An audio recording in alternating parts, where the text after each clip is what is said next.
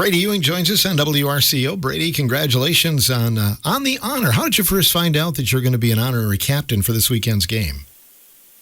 Yeah, thanks, Phil. It was a little bit of a surprise. We were actually in Cross Plains for a scrimmage for my son Bennett's youth football team, tackle team. They were doing a scrimmage at Cross Plains, and I got a text that I saw after the game from John Richter from the University of Wisconsin, who is, I think, in operations with the football team. And he just said, "Hey, Bradie, this is John Richter from Wisconsin football. Can we set up a time here today or tomorrow to chat?" And so it's kind of a random text from an unknown number. And I'm like, man, am I getting spoofed here? Like, what's going on? But I had a chance to connect with John, and he extended the invite to be an honorary captain this weekend.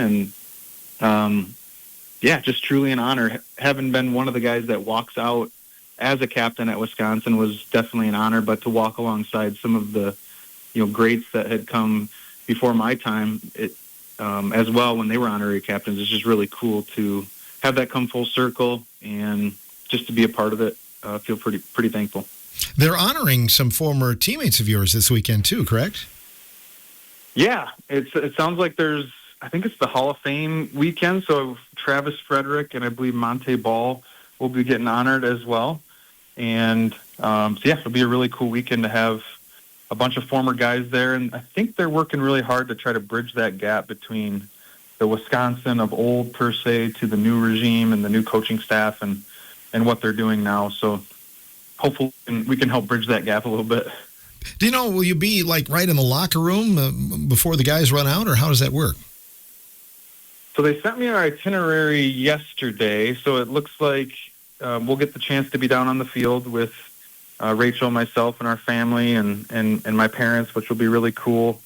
As far as the locker room, I'm not super sure. We do get to go to practice on Friday afternoon and be a part of that environment. And yeah, so still a little bit up in the air. Plan is to do some tailgating as a family, get in there early for the game, get some take in the sideline and just being close to the action. I know that my boys are really, really excited for that. And then get a chance to walk out with the captains during the coin toss.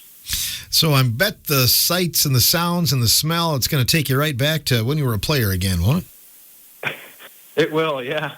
Yeah, something about the coolness in the air, the smells of the brats from the concession stands, the band starting to play. Yeah, they've done a lot to Camp Randall since my time there, playing with some of the lights and the trinkets and things that they got now. But, yeah, ton of history there and some great memories from when I wore the helmet. And got a chance to run around Camp Randall Stadium. Super excited to be back on the field in that type of environment. It'll definitely bring the goosebumps and some great memories back with some really cool people and teammates. Are there any members of the staff or anybody around there that was around when you were a player?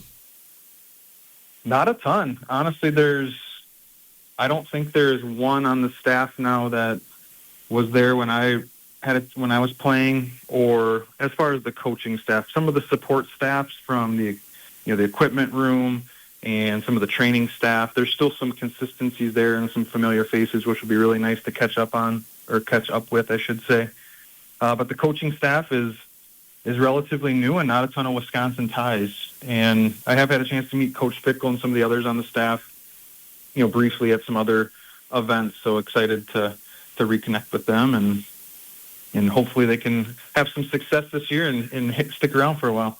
Well, this is kind of the year that's going to tell a tale for them, I would say, wouldn't you? I think so. I mean, you only get a certain amount of time to come in and prove yourself, especially at a program like Wisconsin that has had such historic success.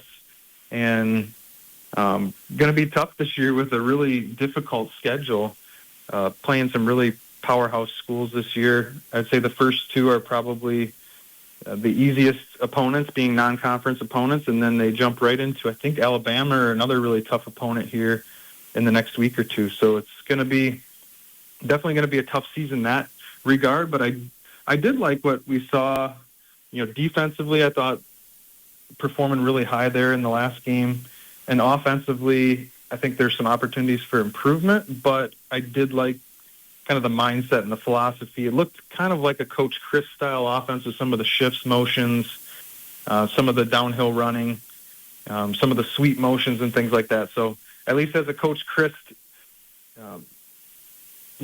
part of his systems that I was in the past, it was neat to see some of those things shine through again. So is there a letter writing campaign we can start to get Bradie Ewing in the Hall of Fame, or how does that work?